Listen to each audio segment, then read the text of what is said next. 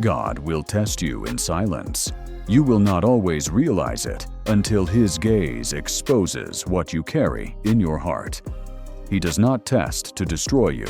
He tests to reveal if your faith is genuine or only a mask you wear when life feels easy. The first silent test is how you respond when no one applauds you, when your sacrifices go unnoticed, when the doors you opened for others are slammed in your face. Do you still serve Him with purity, or do you secretly crave recognition more than righteousness? Jesus warned in Matthew 6 that those who seek praise from men already have their reward. When your heart aches for validation and heaven stays quiet, God is stripping you to see if His approval is enough.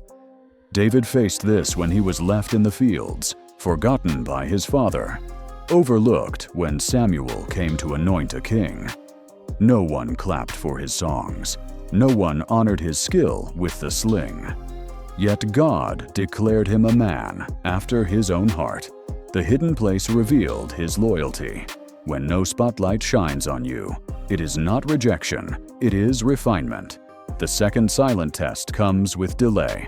God promises and then waits. You pray, you fast, you labor, yet nothing changes. Years pass, heaven stays quiet, and motives are revealed. Do you love Him, or do you only serve Him for what you hope to receive? Hebrews 11:6 says, He rewards those who diligently seek Him, not those who impatiently demand Him. Abraham lived this test. God promised descendants as numerous as the stars, yet Sarah's womb was silent for decades. The promise did not move with human despair. Delay revealed the weight of faith. It formed Abraham into a vessel strong enough to carry the promise. If you cannot endure the waiting season, you will mishandle the blessing when it comes. Delay is a furnace. It burns away selfish motives. It exposes whether you want God's face or only His hand. The third silent test feels cruel, but it is surgical. God lets you watch someone else receive what you begged for: a marriage, a calling, a breakthrough, and jealousy whispers in your heart. It is not harmless. It reveals what you believe about His goodness. James 3:16 warns that envy breeds confusion and every evil work. In the shadows of someone else's victory, God measures your ability to rejoice without resentment. Cain failed this test. Abel's sacrifice was accepted. His was not. Jealousy consumed him until murder overflowed.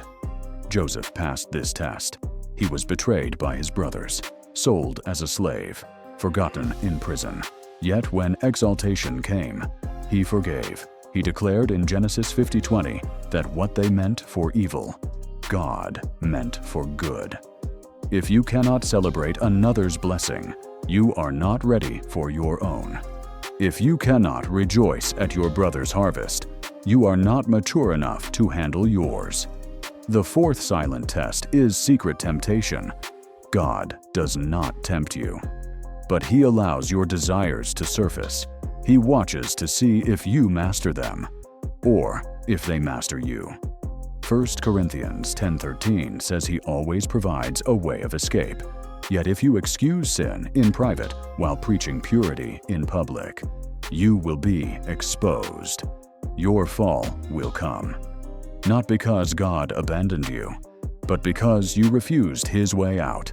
Samson is the warning. Anointed, yet reckless. He would not discipline his desires. They blinded him. Joseph in Egypt is the example. Tempted by Potiphar's wife, no one would have known. Yet he fled. Heaven recorded his choice as righteousness.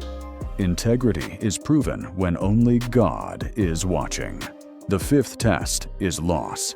It tears deeper than any other. Something you thought you could not live without is stripped away. Job knew this pain. The hedge was removed, his children gone, his wealth destroyed, his health shattered. Yet Job declared in Job 1:21, The Lord gave, and the Lord has taken away.